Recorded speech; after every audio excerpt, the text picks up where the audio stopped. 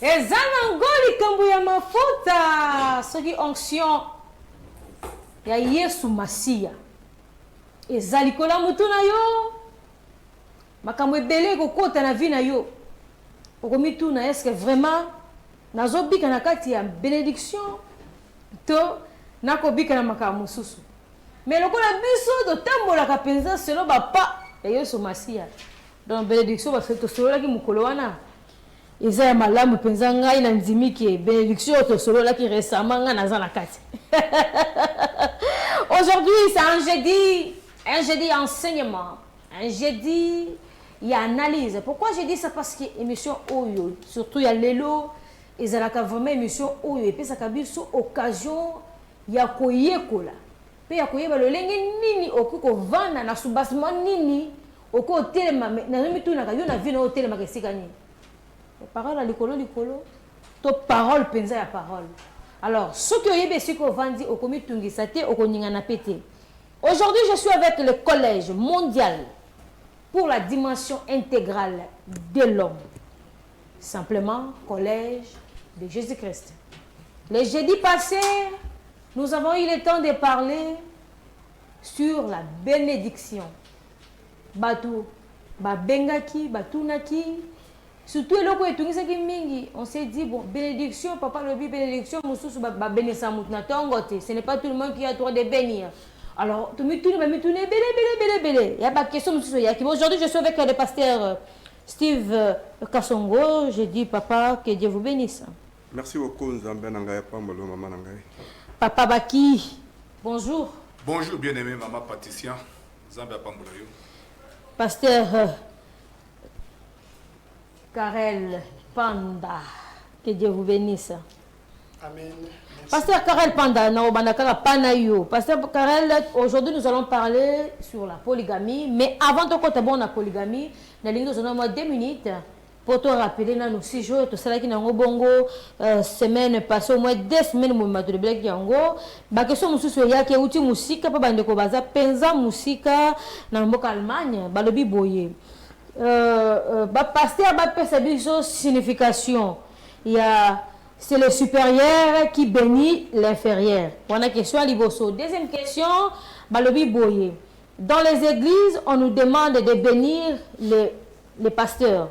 Et dans des prières, nous bénissons le Seigneur. Que peut-on retenir sur ça? Tu réponds en Allemagne. Ok, merci beaucoup, maman. Avant, naïba kukota na katikati ya muzindo ya makambo yango na kuzanga te kokumi sanzambe. L'olenge à permettre biso lisusu lelo tokutana en bonne santé, dans la joie. Pe nzambe aeba ya solo kozwa lokumu pona maso na ko remercier pe émission na biso, chaîne na biso pe na bandeko nyonso oyo bazali kolanda biso na baitando mike na bango matondo mingi penza. OK. Na bandi il y a 2 semaines passées tolobeli sujet na biso ya bénédiction. Bénédiction, tozui yango ba semaine mi balé mobimba puisque ezali sujet moko ezalaki très vaste. Ba question ebandaki kaka kobota makoya pe na koya se na koya. Tiki no lelo. Malgré to silisi me ba mituna ezoya kaka ezozonga kaka. Alors, tolobaki boye. La bénédiction oyo Biblia ezali koloba. Oyo nzamba ezali koloba na katikati eloba na ye. Ça n'a rien alors rien à voir na ba bénédiction oyo biso tokanisaka. Biso tozali kokanisa neti ke bénédiction ezali ba bien matériel. Bénédiction ezali kosomba mutuka, kokende poto, kozwa musala, kozwa libala, kobota mwana. Te wana ezali bénédiction ya Nzambe te oyo Nzambe azali koloba. Puisque bénédiction ya Nzambe, Nzambe a précisé yango malamu na mukanda oyo totangaki na Proverbe 10:22. Bénédiction na ye elandisa makana pasi atamu kiete na chagrin atamu kiete. Alors, oyo nyonso yo ozali ko sous-entendre que ezali bénédiction. Bon, est-ce que chagrin ezalaka te? Est-ce que tangu obota ki mwana chagrin ezali te? Tangu ozwa ki mutuka wana ozobenga bénédiction, chagrin ezalaka te? To poto visa ou bien musala oyo zwi. Ou bien libala, c'est pour dire, ça n'avait rien à voir avec la bénédiction de Dieu. Ande yango tolobaki en long et en large semaine passée. Total ici était effectivement bénédiction ya Nzambe ezali eloko mususu te. À part kosala nini? Kotosa mibeko ya Nzambe. Nde yango moni na mukanda ya Acte. Oyo ezali ko préciser makambo malamu chapitre 3 verset 16. O bazali koloba Nzambe azali kotinda mosali na ye a bénir biso na kolongola biso na masumu na mabe na biso. Ah, c'est ça la bénédiction de l'Éternel. Elingi koloba tangu bazali kolongola yo na mabe na masumu oyo salaka. Oh, lisumu ya liboso mutazali kosala ezali ni ya kotanga makomi azosalela ndenge komami. Il lit, il comprend et pratique selon sa propre compréhension. Baptême, baptême mama ya njili. Dîme, bazali kopesa dîme mbongo matériel. Biloko bozo sala wana vous êtes des pécheurs. Bozo commettre masumu. Ah, sikoyo esengeli na mutu oyo Nzambe atie bénédiction likolo na ye. Lolenge totangaki na mukanda ya Proverbe 10:6. Bazoloba, il y a des bénédictions sur la tête du juste.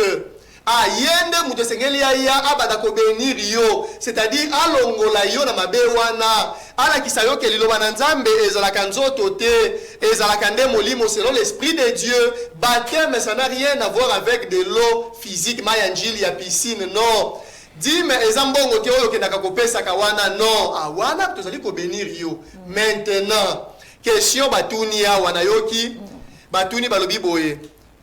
Bon, na alobi Tomeka ko expliquer tant bazolo bakeno les supérieurs bénissent l'inférieur. Effectivement, c'est toujours les supérieurs qui doivent bénir. Vous comprenez maman nangai yango wana zo na Paul azolo na mukanda ya hébreu. C'est sans contester, l'inférieur est béni par qui? Par les supérieurs. Ah, inférieur nde yo mutu oyo oyebi na Nzambe te. Esengeli oyeba nini? Ko ya kozwa lipamboli, c'est-à-dire uta obota mana banzi tolobaki yango nini passé nanu te ozala béni pona ozala béni esengeli oya omona lolenge nini tozali ko bénir. Ah, wana ndoko mona place nini supérieur azali pona ko bénir yo inférieur. Deuxième question à poser. Deuxième question ezalaki susu nini? Alors va bénir les pasteurs. Ah, ok. Ça va, non. Déjà maman nangai. D'ailleurs nakobanda émission awawa mama journaliste yope obandaki makamuna yo Nzamba pambola bino bon ngai tango lobi bongo bon ngai nandimi kaka mais na sa motema nazomi tuna est-ce que makambu mama na nga zoloba awawa est-ce qu'elle comprend ça? Ah, c'est pour dire quoi mama na ngai mutu oyo esengeli ko bénir ezali mutu oyo azali juste yende mutu asengeli a bénir mais nga za juste ozali ko comprendre naza juste pour naza croyant papa. Oza juste na nini? Mais na le biboye, mutu nyonso to andimela Yesu lokola mokonzi pe mobikisi. Oyo Nzambe a purifier na makila na ena aide ya kokufa ile ya Yesu Kristo ya. Toza ba toza c'est fait toza parfait mais toza na lignée ya Nzambe. Au monde chiko ndenge olobi une chose avec son contraire. Non, il n'a juste, mais na souke comme non toza parfait. Toza juste te. Ah, mais na toza juste te. Mais j'ai béni. Moi, je t'ai béni. Non, tu n'es pas juste. Ah, c'est pour dire quoi? Ils ne comprennent rien. D'ailleurs, il y a une question. Et il y a une semaine, il y a les bossos au bandaka. Oui. On va bénir ton prochain. Na voix haute, peu de grand matin. Est-ce que tout le temps on va tanga ramukanda wana? Est-ce qu'ils comprennent? Ceux qui sont là, ils vont tanga Biblia, mais ça là. Ba bêtise bazali ko sala te. Oh, les gens bazo zo micro bazo bénir à haute voix na micro. C'est micro ezali ko amplifier voix. Soyez bénis. Te muto zo sala wana za musumuki. Tu ne peux pas bénir à haute voix, non. Et des grands matins. On est dans le monde na ba culte matinaux. Bazo bénir batu. Biloko basala ka wala ndefo retourna batu wana. Est-ce que bazo sala ezali ba Nzambe totie? Ah, c'est pour dire ça n'a rien à voir avec Biloko Nzambe. Et ça, Biloko Wanate, soyez bénis, je te bénis. Non, ils ne comprennent même pas ce que c'est que la bénédiction. Parce que Bako bénir Ndengeni. Ok, Papa Steve. Oui. Il faut mettre 2 minutes pour te côté la session de bus. Si. Ok. Vraiment, Ndenge va répondre Mumba Nzambe. Et puis Singaï Mawa. Mawa. Papa, Tangel Bisson, Corinthiens 13, verset 9. Bon, attaquer, pardon, papa. Pour bénédiction. Ezala kana mutu oyo azali Nanzambe. Ah. Donc, bénédiction, papa, tangela biso. 1 Corinthiens 13, Verset 9. 9. Ouais. Car nous connaissons en partie et nous prophétisons en partie. Maman a raison. Tango lobby que non, mais tout ça parfait. Parce que ayebi en partie. Mais Moutou, il faut bénir 10.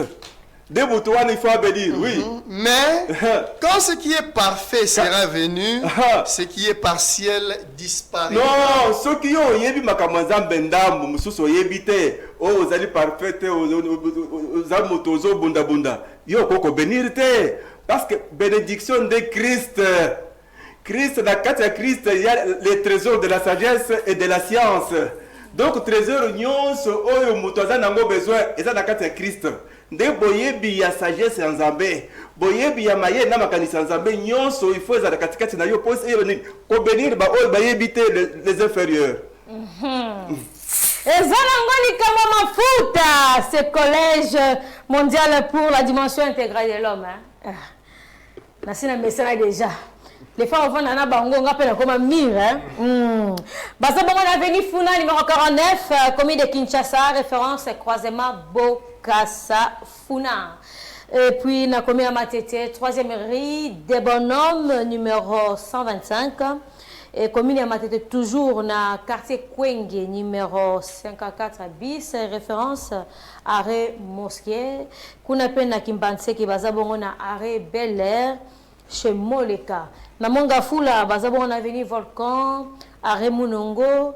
Voilà. Donc pour quelques adresses de Mango, yango wana mes programmes à culte ezalaka bongo mercredi, samedi, dimanche. Mercredi ezalaka 16h, samedi 14h, dimanche à 9h. Alors aujourd'hui, sujet na biso otokoti ezali bongo tozolobela likambo ya polygamie.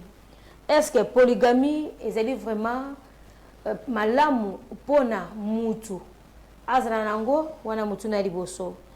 Est-ce que vraiment ce qui mutu to homme de Dieu abali basi ebele, est-ce que ezali juste na mission ensemble? Est-ce que polygamie ezali institution parfaite ya Nzambe to les institutions quand même na kati ya Bible? Parce que collège bavandisa makamna bango na biblique. Est-ce que Bible enseigne biso likolo na yango ke mobala à cause de la polygame akobala 3 4 10 to akobala pe basimi satu ka mukolo moko voile yemoka bénir? Est-ce que c'est normal aujourd'hui une émission entre Kolobelango? Je vous rappelle que nous sommes en direct. Le numéro est affiché. Yango wana botini ba réaction na bino ba appel na bino makamne surtout. Et zanandela WhatsApp nous sommes en direct. Alors on a passé mal babongo pa pasteur Baki ndina ko bandana ye. Alors pasteur Baki, polygamie. D'abord, est-ce qu'il y a un collège bozalaka pour ou contre la polygamie? Motuna liboso yangwana yami balé. Est-ce que Bible, to Yesu Masia, to Kolo, a fait autorisation que mobile à Kobala 10, 15, to ba non wana? Merci maman Patricia, maman Nangai. Likambo ya polygamie, ezali likambo pe ya mutu ya makasi. Ezali grâce na mukolo na lelo. Oyo teyebi kopusa na kati na o esika na o etali émission na biso ya mafuta. Poto meka mpe ko éclairer bana ya Nzambe. Ezali sujet moko biso to proposer ki yango te. Mais ezali sujet moko bana ya Nzambe o balandaka biso basali ya Nzambe koloba o bazaka fidèle la kona na émission na biso nde batsenga ki ke to meka kolobela na tina ya polygamie. Biso to lobi te lokola bazali ba landi na biso o balingaka koyoka biso ba passer ya collège mondial pour la dimension intégrale de l'homme koloba. Et sengeli tosala musala wana lelo to meka ko éclairer peuple de Dieu vayeba au juste polygamie ezali eloko nini. Na koyoka mo polygamie elingi koloba ezali libala o ezo sala mamutu na basi ebele. Mutu wana na sima ya kosala libala na ye na basi ebele yende bakobenga ye polygame. Polygame azali mutu oyo asenir na basi ebele. Akoki kozala mobali to mwasi. Soko ozali mobali ozana basi ebele ondimi kozana bango obengami polygame. Soko ozali mobali ozali mwasi pe bakobenga ye soki azana mibali ebele azali polygame. Oyo nde ezali teme na biso na pokwa na lelo oyo tokomeka muke kolobela na bana ya Nzambe oyo bakolanda biso na pokwa na lelo. Bosenga na biso ezali ete balanda biso na bokebi bayeba ojuse polygame ezali eloko nini, parce que makambo ya polygame lelo ezali makambo ezoteyama na mangomba ebele ya basali ya Nzambe basali likambo ya polygame lokola base lokola fondement ya mangomba mosusu. Babungisi bana ya Nzambe toyebi te soki babungisi bana ya Nzambe soki babikisi bana ya Nzambe. Tokokende na mukanda ya Nzambe tokokende kofungula parce que biso tolobaka toujours tozali basali ya Nzambe oyo nyonso tokoyeba koloba esengeli euta kaka epai ya Nzambe. Okay. Nde tokokende kotala bisika nini makambo oyo ya polygame ebaki kobanda ebandaki wapi. Mukanda ezali ya 1 Roi 11 verset 3. 1 Roi 11 verset 3. 1 Roi chapitre 11 verset 3. 3.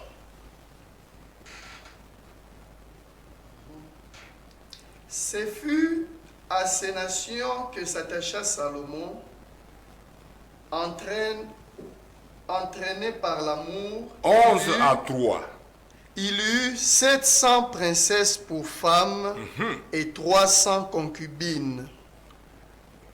Lera basali ya Nzambe batangi makambo oyo mutu wana azalaki Salomo balobi azalaki na basi 700 femmes na ba concubine bazalaki 300. Nde mukanda oyo esali ete lelo ebele ya basali ya Nzambe lera batangi makambo oyo ezali makambo ya Nzambe bango bayoki balobi te to découvrir ezali polygame parce que polygame esengeli mobali aza na basi ebele. Nde bisika mate lelo eza koteyama na mangomba mosusu surtout na ville na biso ya Kinshasa polygame ezosala makambo. Mukanda mosusu oyo esengeli toyeba ezali ete na mukanda ya Genèse bakotanga yango te parce que eza mukanda bato nyonso bayebi ezali mukanda oyo ya Genèse. Abraham mpe azalaki na basi. Abraham azalaki na basi mibale, azalaki na Agar na Sara. Agar azalaki mwana ya musala ya Sara oyo Sara abandaki kobota te apesaki na mobali na ye soki akokobota mwana musala ya Sara. Me na kozonga na mukanda na biso ya ebandeli wana oyo ya Salomo azalaki na basi ebele. Susi na biso lero totangi etangi basali ya Nzambe koyoka mate ya polygame ba collègue passé ya bazote yango tomituni mutuna. Oui, bauti kotanga yango na Biblia. C'est-à-dire par définition touti kopesa polygame ezali relation oyo ezali mutuna basi ebele. Nde bisika bango balokotaki yango. Babali basi. Mais problème oyo ya kokambo ezali komona ete basali ya Nzambe oyo lera batangi ke Salomo azaki na basi 700. Oui, bolingi kosala volonté ya Nzambe mais esengeli tomona muntu abala 700 femmes. Mais chose grave, toza komona muntu abali kaka basi 5-10 te osali volonté ya Nzambe te. Esengeli obala 700 femmes. Mais chose grave toza komona basali ya Nzambe lera babali basi balobi tosali ba mangomba ya polygame bobali basi mais sengeli ozala na 300 concubines basi ya makangu. Jamais nayoka mosali ya Nzambe koloba te lokola na bali basi ebele te. Salomo asukaki wana te ndeko na ngai. Salomo azalaki na 700 femmes na 300 concubines basi ya bamakango. Jamais nayoki passer koloba te ngai nalingi nabala ezali mokano ya nzambe ndenge Salomo abalaki me bamakango ti wapi nayebi te soki bazalaka na bango na segre. Mama na ngai Patricia ozomona ke makambo bato baza kosala lelo ezali pasi na mawa. Ndeko na ngai paser nazoyebisa yo bisika yo ozali makambo ozotanga eza makambo ya nzambe. Balobi Salomo azalaki na basi 700 femmes. Mutuna na kotuna yo eske muntu aza na 700 femmes akosilisa basi wana mokolo nini? Kosepelisa bango ndenge nini 700 femmes? Na ba makangu. Me yo olingi kozala lokola Salomo. Zala na 700 femmes. Okosuka na disite esengeli oza na 300 concubines basi ya ba makangu. Tala pasi. Na kotambola na biso tokoyeba kotambola lelo ko éclairer bana ya Nzambe bayeba rogis eske polygamie ezali makambo ya Nzambe to ezali makambo ya bato bango moko. Ezalangoli kama mafuta, je vous rappelle que nous sommes toujours en direct. Papa Steve, balobi Nzambe yemoko, Dieu lui-même est polygame. Parce que Zoka Mwasi y a battu. Non, non, côté, hein? Papa, balobi Nzambe yemoko za polygame. Po Azoki Marie wana Mwasi ya Yosef. Mais Jésus a continué à libumu. Donc, mouteli bosa bana polygamie. Eza yemoko Nzambe. Tu comprends pire encore, papa. Tu quand on a sili ça motu na ngai ba. Lingi na na corriger moi place wana. Batuni ya. Nde wana sikoyo to corriger mutu ngo oyoyo alobi wana. Le fait ça kozo mwasi ya mutu. Ndelingi koloba polygamie.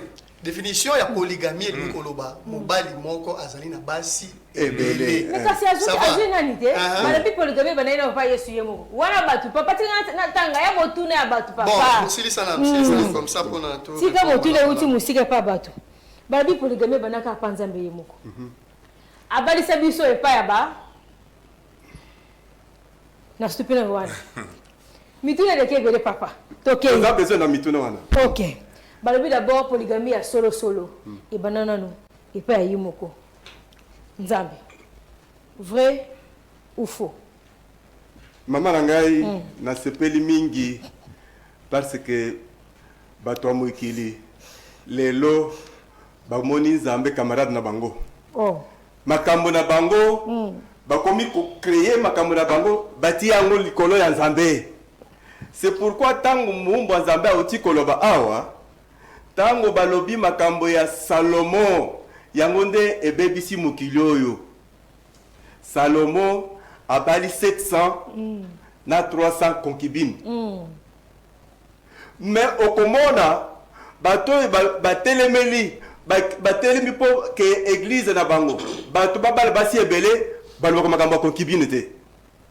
Okomona non il faut bala basi ebele. Il faut bala basi ebele. Polygamie est permis. Est-ce que tu connais la polygamie? Il faut que bana Nzambe bino oyo bazote yake bobala basi ebele botunda oyo le soi-disant mumbo Nzambe wana ba concubine na ye bazalaka wapi soki botali bien te kaka na église wana parce que akokisi déjà ko bala basi ebele nécessairement ndenge alingi asepelisa Nzambe na ndenge na ye mais il faut l'accepter ba concubine soki na ba concubine te ezali un problème, il faut balandayer malam. Pasteur Steve. Alors, vous verrez que Moutou aligni kosala eloko, on a commis ça, mais azoki ma eloko mususu, ayebi que son asali yango, bako kende kusani, ko découvrir ma belle ngai. Ozomona. Alors, c'est très clair, Nzambe azalaki très clair. Alaki si eloko wana ya Salomo. Salomo non. Na esengo na ye, basi mibali ebele ebasi ebele plutôt abali pour sincérité il faut le vacciner ba concubine c'est pour dire que motonyoso oyo azana mwasi moko pour sincérité abali mwasi amibale donc azoyi Nzambe na kanisa ke na kati Albertine 100% ezali mais na moni eza 20% bakiseli ngai nani Françoise azwi Françoise non Nzambe na kati ya Françoise moyen te bakiseli ngai azobakisa tango posa wana ezali kotambusa ye ndenge wana nde yango esali ke akende kozwa na bamakangu moto wana aza makangu ndumba aza mosali ya Nzambe te parce que Nzambe asa alobi makambo ya libala bandakala depuis na jardin d'Eden ati Adam et Ève place nini yo moni Adam akei kozwa deuxième bureau donc Nzambe asalakisaki makambo besoin ya polygamie etali Nzambe te na Bible ezali posa ya batu. Papa Togo s'appelle. Allô, bonjour. Voilà, Ndeko a Bengi. Tous en direct, hein, tous en direct, donc ne bipez pas. Appelez, nous sommes en direct. Oui, papa. Likambongo, ezali nini? Yesu alobelaki likambo wana. Papa tangela biso Matthieu chapitre 5 verset 27 à 28. Nde eloko lelo ezoboma bato. Soki omoni mutu azala mwasi moko aliga bala mwasi mususu yoka Nzambe ndenga zoloba. Matthieu combien? Matthieu chapitre 5 verset 28. 27 à 28. Matthieu chapitre 5 verset 27 à 28. Oui. 27. Oui. Vous avez appris qu'il a été dit, tu ne commettras point d'adultère. Oui. Mais moi, je vous dis que quiconque regarde une femme pour la convoiter a déjà commis un adultère avec elle. Que... Le fait ya kota la mwasi mususu adultère. Soka tali donc faut balayer. Yoka landanga très bien maman. Ça veut dire que solo moto asa abali mwasi azana droit ya ko convoiter mwasi mususu te. C'est ça, c'est Dieu. Ce que soit convoité. Alors, ceux qui ont convoité, ma PC est comme mon ami. Adultère. Ça veut dire que Moutou, Azali appelé Olseni, il y a Kosili, sa poste na yenopi, na kati ya mwasi na ye. Ceux qui ont commis convoité Moussoussou, Azali sous Moutou na Zambete, Banzo PC comme Eden, il y a adultère. Donc, Basali en Zambé, Oyo, Azali mwasi moko, poste est silité. Azali na kaka, à cause de convoité Basi Moussoussou, adultère. Zambende mutolobi. Lelo encore moko so liba tango siko yo zo bala basi ebele. Ozo lukanini. Eloko nini ozwi na libertinité oyo kozwana basi o nefu mususu wana ya spécial. Nyonso les anini. Pour ça yanzoto kaka. Te alobi po asala lisumu te ya kotela libanda. Lokola wana bakokite. Déjà eloko asali eza lisumu ya kokonvoiter mwasi mususu en dehors de mwasi wana parce que na kati ya mwasi wana Nzambe asapesi nyonso. Tout ce que tu as besoin eza na mwasi oyo Nzambe apesi yo. Soki osali kaka boye esili na miso Nzambe okomi musumuki. Musumuki bazo benga ndumba. Donc Nzambe aza contre Nzambe ye soki asa lobi parce que muto wana papa mama na ngai musali ya Nzambe. Muto wana nani? Musali ya Nzambe. Un oint de Dieu. Oui, monsieur, un oint de Dieu. Papa, toi, tu appelles, hein? Allô, bonjour. Allô? Oui, bonjour, comment on a le bengi biso rapi? Combo na ngande ko fiston depuis GB. Oui, ndeko fiston depuis GB. Sujet na biso azali polygamie.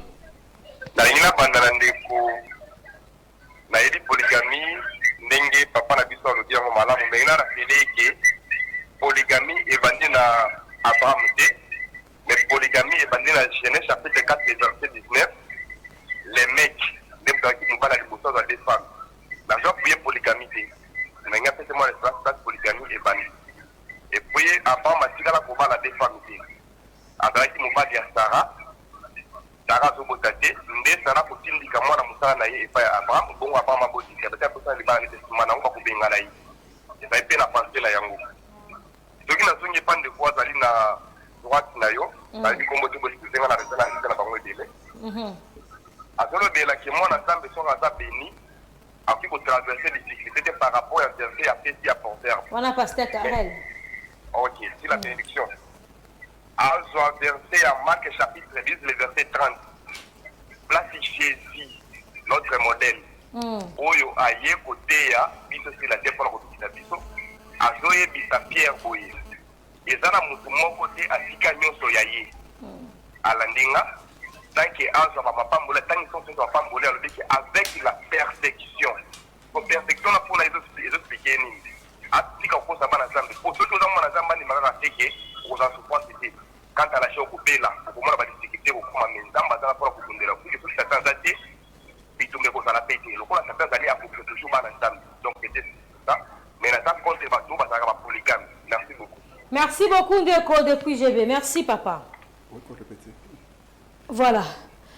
Ndeko lobi boye apesi ba verset Marc 10:30 alobi mingi pona pasteur Karel ndenga lobaki par rapport à la bénédiction et puis alobi azaline azo encourager te ba polygame non aza contre yango mais ndenge papa baki alobaki ki nani polygamie bandaki na mukanda ebandaki wana wana exemple abi polygamie ya solo solo ebandaka nde epa ya Melek je crois voilà donc polygamie ya solo ebandaka nde kuna des réactions na yango wana. Oui papa papa Steve. Oui na ndenge papa azozwela mukanda kombo wana polygamie oyo ebandaka wana ekomami wa parce que na Bible il ne faut pas causer la référence na Bible aux yeux eloko na yo obambi likambo yo moni selon ba pensée na yo non tango lobi ke polygamie ebandaki wana ekomami apesi biso verset oyo ekomami ke polygamie ebandi na mututel eza nde makambo ya Nzambe. Il ne faut pas que azwa likambo azo kanisa na ndenge na ye alobi wana nza polygamie non likambo ya polygamie mama nazo zongela ezali likambo ya Nzambe te ezali likambo ya batu yango wana batu lelo pour justifier posa na bango ya nzoto bazo kende kotia yango na katikati ya makomi ya Nzambe. Et pourtant Pasteur Steve oui yoka motuna na lobi boye est-ce que Nzambe a reconnaître la polygamie oui ou non potoyeba maman nangai question oyo posée eza question kitoko nde yango nazo zongela réponse nangai Bible ezali penser en Nzambe ndenge balobi na Esaïe 55:8-9 balobi Nzambe nde ezoloba papa tangela na biso Esaïe 55:8-9 bato ba comprendre loko wana po toyeba ko fandi sango bien. Je vous rappelle que nous sommes en direct hein? Appelez, envoyez, nous avons besoin de vos réactions. Esaïe chapitre 55 verset 8 à 9. Oui. Car mes pensées ne sont pas vos pensées. Oyoki Et vos voix ne sont pas mes voix, dit l'Éternel. Autant les cieux sont élevés au-dessus de la terre, autant mes voix sont élevées au-dessus de vos voix, et mes pensées au-dessus de vos pensées. Omoni ke oyo tozotanga eza pensée en Nzambe. Nakati ya pensée en Nzambe wana. Tangelanga place bakomi polygamie. Pona ye na yebeke Nzambe alobaki yango. Parce que makambo nyonso tozo appliquer lelo Nzambe alobelaki yango. Mais il y a des voix, il y a des faits qui se fait et ça nakati ya pensée en Nzambe. Ata oyo tozoloba ya Salomon. Eza polygamie te. Eza polygamie pona ba oyo bazala nakati ya polygamie. Eza polygamie te, eza pensée en Nzambe, il faut batangisa yo. Surtout il faut y a totangisa yo, on comprendre 700 femmes na 300 concubines pona Nzambe eza nini? Eza ni makambo polygamie te. C'est-à-dire bango ba se tromper kaka. Bango bazo le makambo na bango ya batu. Batangi Bible selon batangi bazo comprendre na bumutu. Et pourtant oyo ndenge ba utu kota balobi eza penser en Nzambe. Tango zo tanga, il faut se référer et pas en Nzambe. 700 femmes na 300 concubines eza lelo koni pour Nzambe. Eza polygamie te. Eza vraiment likambu ya mafuta, c'est l'onction qui fait la différence. Oui maman. Mosai na Nzambe papa. Mosai na Nzambe frère. Kozwa polygamie te comme lokola makambu na yo ozotanga Bible na ndenge ki bonzoto na ndenge ki musuni. Luka collège de Jésus-Christ va ko expliquer yo 700 wana concubine eza nini e. 700 femmes hein? Na 300 concubine eza nini? Va ko expliquer bino selon inspiration pemela ya molimo mosantu. Ah. Lelo za likambo. Papa Baki, avant de pas nayo, n'a personne pasteur Karen à répondre ndeko oyo abengaki. On va faire ça qui biso verset ya Marc. Merci beaucoup pour ndeko. Ngai na kumisi nzambe. Bon, na kanisa kineti na koloba na ye tango alobi ke azolinga a contredire. Mais bon na ebité. Ndeko na ngai oyo obengi na GB. Na lobi boye na zongeli. Eloko na pese zali mukanda ya nzambe. Je ne l'ai pas inventé. Proverbe 10, 22 zali koloba boye. C'est la bénédiction de l'Éternel qui enrichit et il ne la fait suivre d'aucun chagrin. De kolobi non, ndengeni ni azolo babongo boye na boye bénédiction la nitsamana shakete ndengeni wala za matia ya lokuta ayeko pesa nga marque. Si on a likito tanga mukanda na yemoko. Tout le monde a que papa nangai tango ozotuna mutuna surtout ndenge toza na télévision ça les faut au comprendre na lolo yomoko ozotanga. Eza français tozotanga yango. Ezali na Marc chapitre 10 na bandi na 29e verset tolanda. Jésus répondit, je vous le dis en vérité, il n'est personne qui, ayant quitté à cause de moi et à cause de la bonne nouvelle sa maison ou ses frères ou ses sœurs ou sa mère ou son père ou ses enfants ou ses terres ne reçoivent au centuple présentement dans ce siècle-ci. D'abord, on a le premièrement. Et donc, on a recevoir au centuple. C'est quand tu quittes d'abord au tiki. Ça n'a rien à voir avec ma bénédiction. C'est-à-dire, tu avais d'abord ta mère, ton père, tes enfants et tes frères. Tu les as abandonnés. Tu te fais appeler chrétien. Moi, dans Nzambe. Yanini. Ah, ya munoko te mukana na nzambe zoloba yo muto lingo benga mamutu na nzambe lingo na nzambe boya tika yo boyi to zana bango sikoyo mukana nzambe zoloba boye nazo répondre maman lingo katana kala sikoyo Répondre papa. C'est-à-dire quoi muto zo recevoir au centuple ezali muto ya tiki batata na ba mama na bana na ye tika na ndoko recevoir au centuple sikoyo na kiti na mukanda pona komona ke ina rien compris na makomika na ndenge komami boye alobi boye ne reçoivent au centuple présentement dans ce siècle-ci des maisons, des frères, des sœurs, des mères, des enfants, des terres, avec des persécutions. C'est-à-dire, mon côté, oyo atiki biloko wana, alandi nzambe, nzambe zongiselanga au centuple, et il y a des persécutions. C'est pour dire que la source de persécution. Au contraire, nini mukanda, ils ont rejoint des gars dans la bénédiction de l'Éternel et la persécution, la lamentation. Si tu nous as contredit en quoi yango tolobi boye. Quand vous allez kobenga, vous allez kobenga mukanda, ça va nous fort que tu comprennes d'abord ce que tu donnes parce que on comprend de l'autre côté, balobi boye, on peut recevoir yango mutu moko te ya kotika, mais à recevoir un centuple avec des persécutions. Merci beaucoup pasteur Karel. Ah, si nalingi siko nini? Na répondre na moi question monsieur tikala ki wana. Kasi répondre te papa. Ozo le moka tena ba ndenge ni. Donc continue la polygamie. Na continue ce qu'on a la polygamie. Na continue la polygamie. Yo lingi polygamie mingi. OK, non mais là c'est déjà. OK, merci beaucoup. OK. Maintenant, d'abord d'entrée des jeux place wana na kolingana nous na préciser eloko moko. Tango ozo lo bakeno polygamie e bandina nous na nzambe ye moko. Bon, est-ce que polygamie est bannie dans Nzambe yemoko? Balibi Isaïe 54. Sinde, sinde yango wana. Yango wana nalingaki na lobana no boye. Na begana no kobongisi loko moko. La polygamie elingi koloba. Mobali azali na basi ebele. Ça va? Wana ne mobali azwi basi ebele. Ah, soki to lobinza mazana aza polygame, to lobateka no po azwaki mari, soki neni bana no. Pe, sikoyo à la question de savoir si Dieu est polygame, oui ou non. N'a qu'à répondre oui et non. Est-ce que ça va? C'est-à-dire quoi? On ne répond pas. Oui. Na répondre là oui pourquoi? Ne mukanda oyo na linga kito pesa totanga. Esaïe 54:5. Na kolinga totanga yango.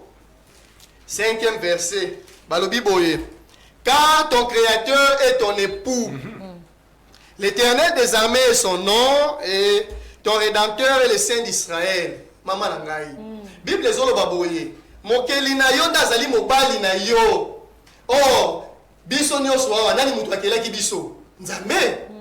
Omoni Nzambe nde nani mobali nani moko sikoyo tala basi ya mabala ndenge bazebele mais chose étonnante mais ezaka basi te tika na mibali oyo nani ndakelaki bango donc Dieu n'est pas un polygame aza même homosexuel plutôt que nayebi bongo il est aussi homosexuel puisque tozoza verset wana tosapuye ke nzambe nde polygame solo no eza na bato bazata mayele te soki tolingi toloba ke Dieu est polygame il est polygame et homosexuel puisque il n'a pas créé seulement des femmes il a aussi créé qui des hommes oh na ba mibali biso nyonso nani mobali na biso yego ko nzambe c'est pour dire place wana yango wana nalobaki na ko répondre oui na ko répondre pena non les gens ne comprennent rien maman na ngai déjà na lingi na loba eloko moko boye toyeba ke le mot polygamie puisque na koloba na yo omekaki ko épingler eloko moko ya mutuya olobi non tokoyeba polygamie wana ezali na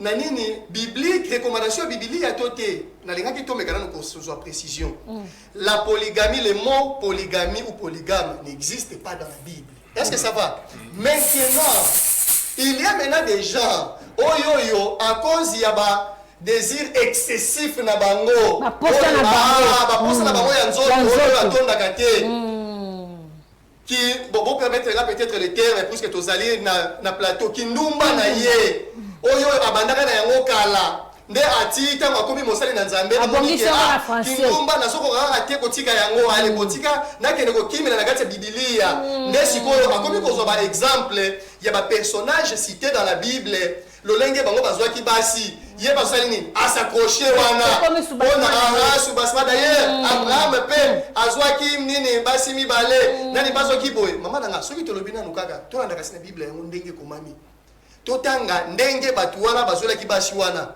est-ce que akokoka kosala yango basali na nzambe baoti koloba awawa bien batu oyo bazwaki basi awawa eza makambo ya biso boye te puisque même atanani Abraham wana azoki mwasi wana na circonstance nini c'est d'abord quoi sa femme nde muto ayebisi ye ezalaki ye moko te tozo appel allo bonjour allo bonjour Kikama Mafuta bonjour papa na ngai kombo nani obengi biso wapi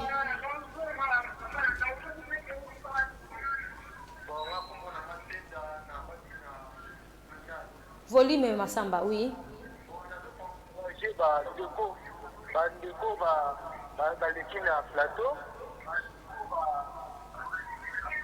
Oui. Bon, il y a parole spirituelle. Moi, je suis de l'église des enfants de Jésus-Christ. Pour cela, l'on va musique à la télévision, hein, Koto Yoko Malam.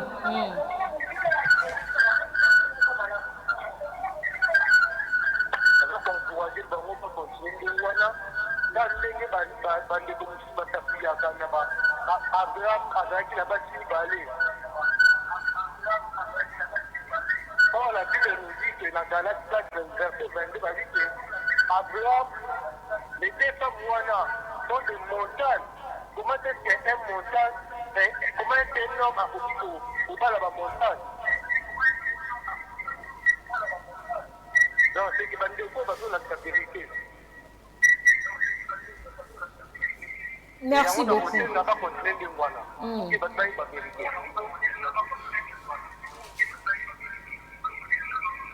Merci beaucoup, papa. Merci. Ndeko, encourager Bino, encourager na makambo zoloba. Sikoyo. Bon, à la place wana ndeko encourager neka biso. OK, merci beaucoup ndeko Nzambe ay bana kopambola yo. To bandaki koloba boye. Et donc bato bazali ko sala bazali ko comprendre te. Omoni bato oyo lelo bakomi kozwa Bible comme soubassement pour na justifier polygamie na bango. Oui.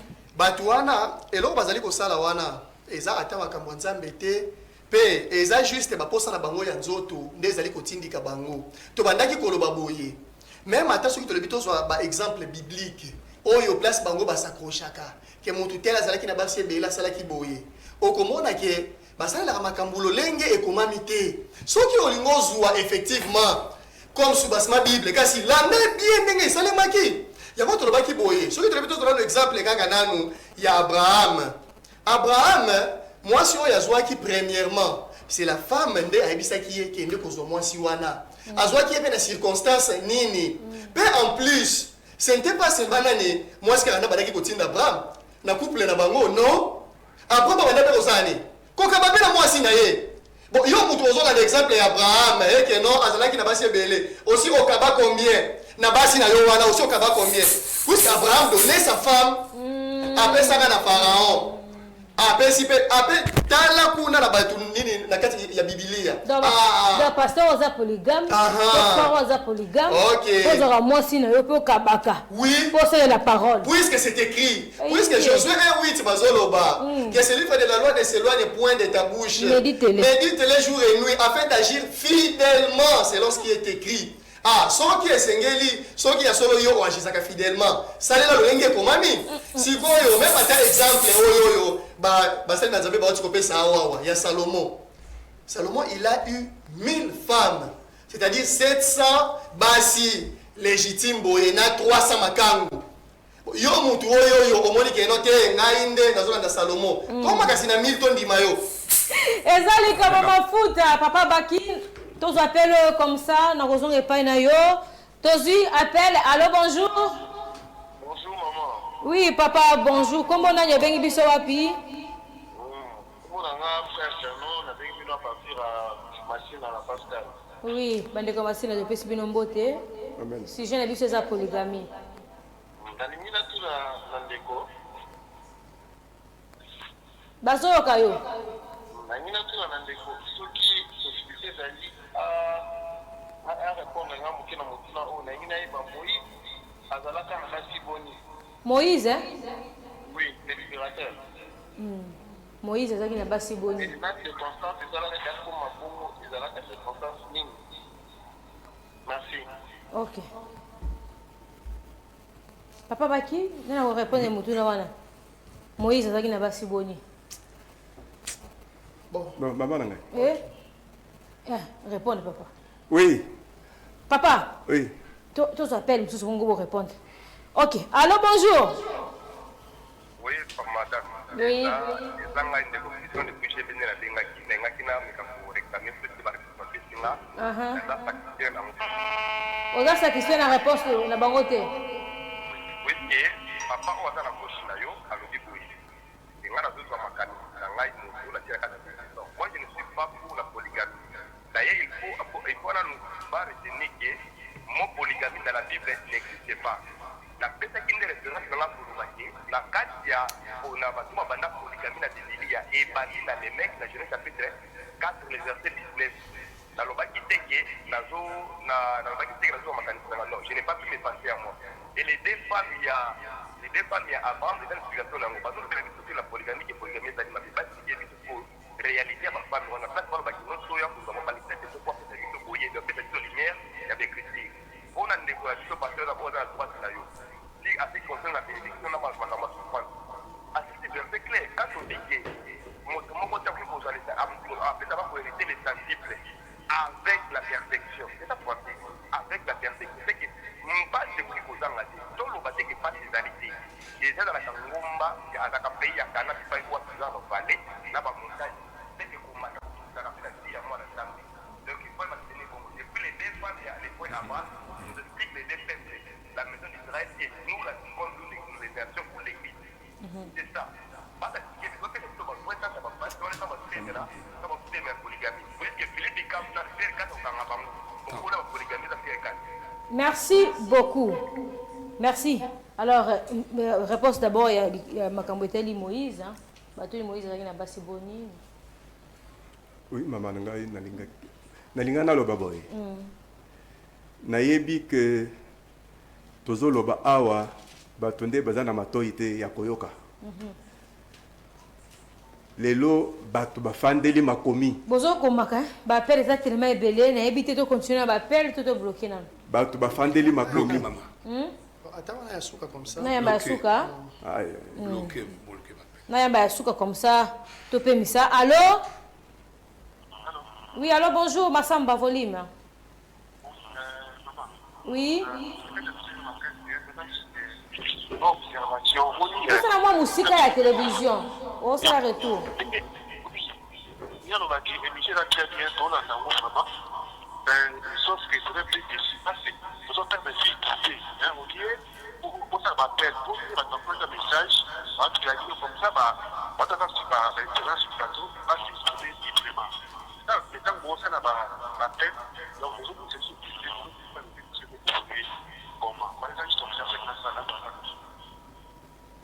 merci beaucoup pour la constant na yo. Alobi constant ezali alingi ezala kaka ba message et biso to linga ka réaction eza jeudi moko te benga ngo ya analyse jeudi enseignement to ngaka tango tozolo ba boye bato bazo benga bozo pesa pe ba idée na bino elongo na ba sel nzemba baza na plateau mais quand même to yoki makambo na yo comme ça to ya m'appel te ba pasteur ba répondre na no na mutuna wana pona kamba Moïse. Merci maman nangai ndeko oyo atuni biso alobi Moïse azaki na basi boni problème na ye ezali wapi lere ya atangi Moïse na kati ya Biblia ye amoni Moïse muntu moko boye azaki na basi na ye.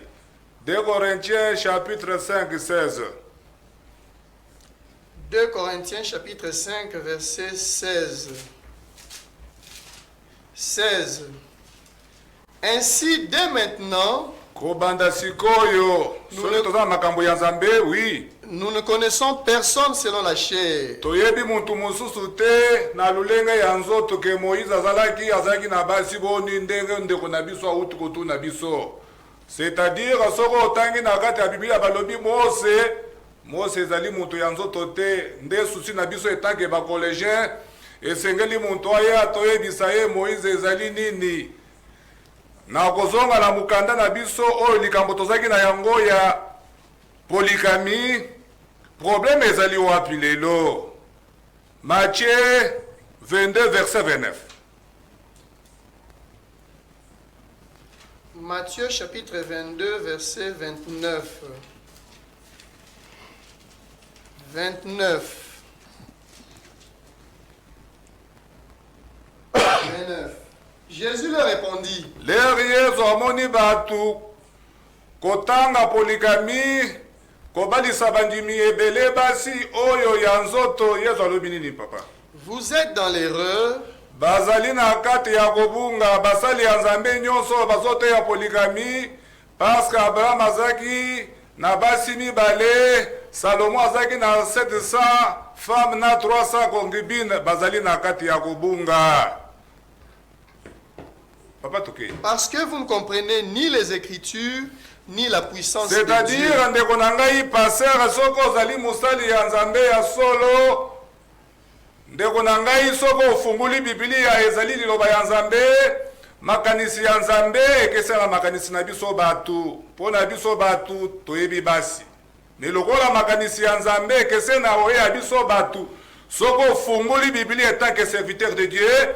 Esengelo ye baokenda na pensée ya Nzambe mwasi basi nde nini lingi koloba nini nde problème yango wana lelo ebele ya basali ya Nzambe bazote ya polygamie. Matthieu 16 30 23 papa to meka kosisa wana mbangu. Matthieu 16 23. 23.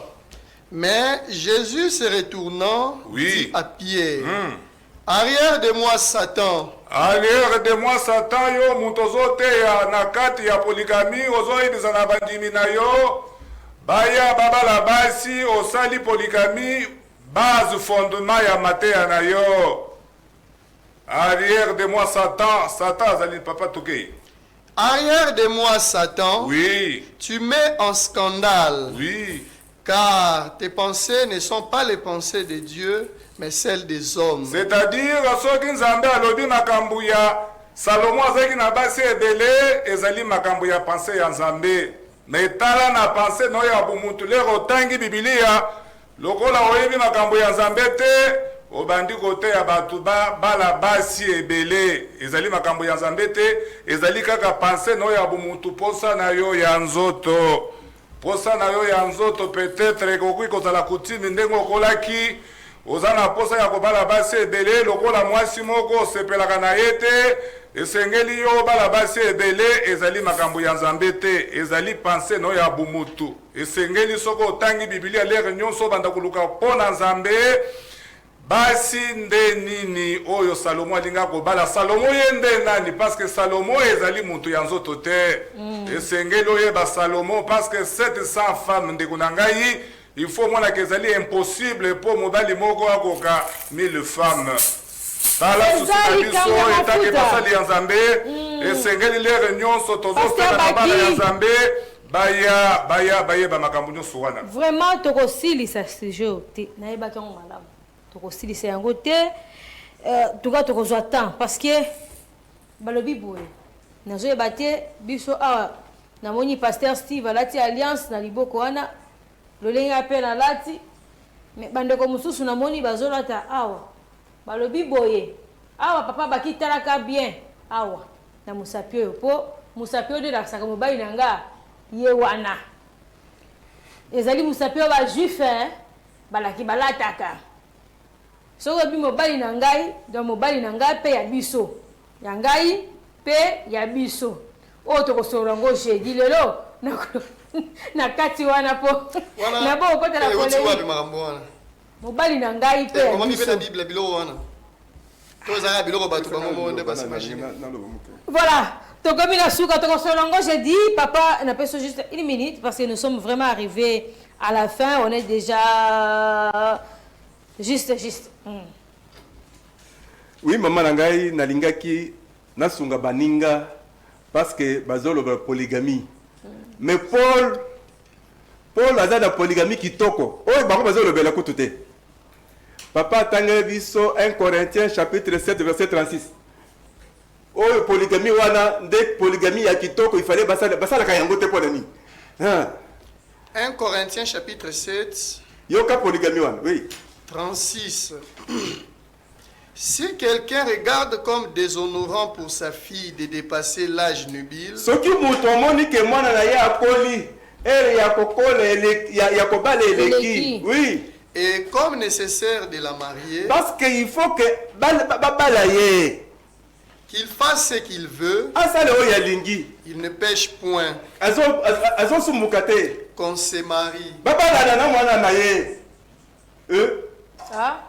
soki mutu abali mwasi wana aboti mwana mwasi akomi na baage ya 30 ans ya bazobala te Paul alobi azosumuka te soki abali ye babalana papa nde poligami ya kitoko wana nani ata asali poligami wana bakimaka ekomi inceste non mais ekomi na bible balobi loka miso eza na bible mais papa abala mwana na ye azala sikoyo na mama na mwana basi mibale poligami ya kitoko pasteur Steve eza wana nde sika tokotia bongo lotono na kati ya émission na biso tosulusile wana lelo mais sujet oyo mpenza esili te oyo fongoli wana opesinga lisusu babranche mosusu mpo tokosolola jeudi wana tokosala bongo makambo ya polygamie makambo mosapi kolataka alliance awa elingi kolakisa mobali na ngai mpe ya biso mpona bapoligamie epuis mpona papa soki mwana age epusani papa aza na droit kobala mwasi wana kamisa bakomi mwana mwasi liboso mama ya mibale mwana la bible est très compliquée ntango ozotanga yango fo tanga yango na mayele ya molimo mosantu kotanga yango na ndela ya nzoto te yango moni bandeko ya collège de Jésus Christ bazovandisa mpe bazobeta sete likolo na yango ya koloba ete ntango ozotanga bible senga molimo mosantu asunga yo soki omoni ki émission na biso okomprendre yango te nimero ezali wana soki obengi okozwa basali na nzambe bakoexplike yo baquestion tout oyo omoni ke etungisi yo soki mpo olingi osala bongo débat contradictoire c'est-à-dire wabovandi koto bino koto tosolola makambo etali écriture ya mpe péché te obenga na nimero wana mais mpo na programme ya église na bango ezali bongo mercredi 16h samedi 14h30 dimanche 9h kombo église ezali collège mondial pour la dimension intégrale de l'homme c'est-à-dire ezali partout dans le monde entier. Voilà qui ça, Bazali Bongo na Funa, numéro 49, commune de Kinshasa, croisement Funa Bokassa. Na matite bazana na 3e rue des bonhommes, arrêt Macrevette. Na matite toujours bazana Kwenge, numéro 54 bis, arrêt Mosquée. Na Kimbanseke bazana bongo na arrêt Bel Air chez Moleka.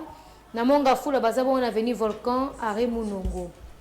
Napesi matono mingi na Pasteur Steve. Merci beaucoup maman. La révélation makasi au bofongoli. Merci. Toko fongola ngo lisusu makasi. Merci Tozali. Ekoya.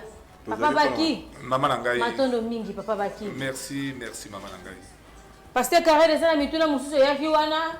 J'espère que monyango ko toko répondre ngo ata mokolo mususu ezale pa ina yesi komaki déjà. Un grand merci à mon équipe technique. Merci beaucoup à Réveil Coupa. Merci à Massamba Sonia. Merci à Hervé Koulenfouka, un grand merci à mon DG. Et pourquoi pas aussi à celui qu'on appelle mon très cher époux. Au revoir.